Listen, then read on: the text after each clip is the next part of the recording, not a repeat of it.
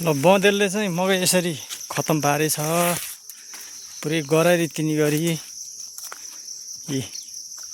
यो चाहिँ नेत्रावती डब्जोङ गाउँको लागि 5 रिप गाउँको बारीमा चाहिँ यसरी मकै खतम पारेको छ।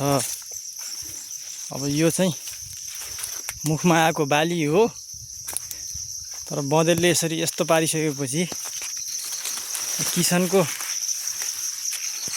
लाई कति चाहिँ प्रभाव पर्छ भन्ने कुरा चाहिँ यसबाट थाहा हुन्छ।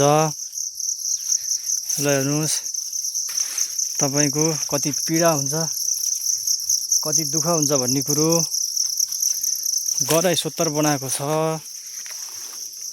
यो चाहिँ बँदेलले। अब यो चाहिँ कसको यसमा चाहिँ कसको नजर पर्ने हो र कसको चाहिँ जिम्मेवारी हो भन्ने कुरो थाहा छैन।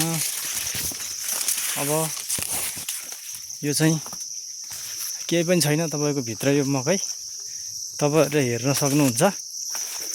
यो भित्र जम्मै बाटो बनाएर पुरै रण मैदान बनाएको छ। यो बँदेलले सखा पारेको रहेछ, यहाँ खेलेको रहेछ। बँदेल